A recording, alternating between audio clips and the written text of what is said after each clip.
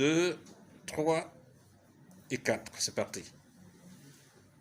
Mesdames et messieurs, le point de presse de ce jour a pour objectif de faire un bilan à mi-parcours des activités de la Banque alimentaire.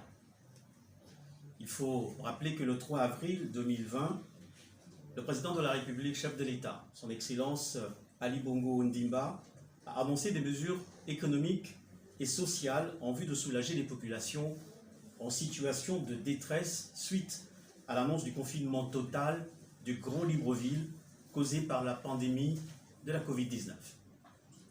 À cet effet, la Banque alimentaire a lancé de façon effective la première phase le lundi 13 avril 2020 par la distribution des kits alimentaires dans les sites identifiés. Ce sont notamment les gériatries, les orphelinats, les centres pour les personnes vivant avec un handicap et ainsi qu'auprès des personnes âgées. Ce sont en réalité les cibles identifiées et prises en compte par le ministère en charge des Solidarités nationales. En matière de distribution de kits alimentaires comprenant des produits alimentaires, riz, sucre, lait en poudre, conserves de poissons ainsi que de produits de nettoyage et des détergents. 12 structures représentant des orphelinats, des centres de gériatrie et établissements de personnes vivant avec un handicap ont reçu ces kits.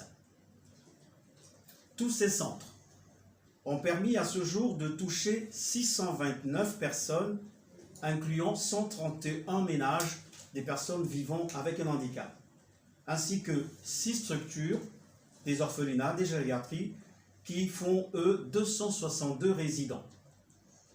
Il reste 6 structures à visiter, avec une projection de plus de 500 personnes à impacter. Au total, ce sont 12 sites sur les 20 répertoriés par le ministère en charge des Solidarités nationales qui, à ce jour, ont reçu leur kit. Au total, plus de 1200 personnes dans ces sites, centres et autres établissements vont être impactés. Ainsi, dans les 12 sites visités, les quantités suivantes ont été distribuées. 11 tonnes 800 kg de tonnes de riz, 3060 litres d'huile, 422 cartons de pâte alimentaire, 314 cartons de conserve de poissons, sardines et maquerelles, 191 cartons de sucre, 254 cartons de lait en poudre, 311 cartons de savon en morceaux. La deuxième phase, quant à elle, a débuté le mardi 14 avril 2020, après la réception aux environs de 17 h d'un premier lot de 3000 bons du réseau Segagadis. Ils ont été distribués aux ménages par les équipes mobilisées dans l'ensemble du Grand Libreville le jour même. Un deuxième lot de 5000 bons d'achat a été mis à disposition de la coordination le samedi 18 avril 2020, donc hier, à 14 h, et les équipes ont pu ainsi reprendre et continuer la distribution. S'agissant du centre d'appel, 1800 appels ont été reçus dans la période du 13 au 18 avril 2020. 1400 dossiers ont ainsi été enregistrés et orientés. On note que près de 200 appels se sont avérés fantaisistes, alors que 150 appels n'ont pu être concluants car interrompus. En conclusion, à ce jour, 8000 bons sur les 60 000 annoncés ont été reçus. 3616 bons ont été distribués dans les 4 communes du Grand Libreville. 2936 ménages ont été visités. 16 269 personnes ont été impactées. 106 675 675 000 est la valeur des bons distribués.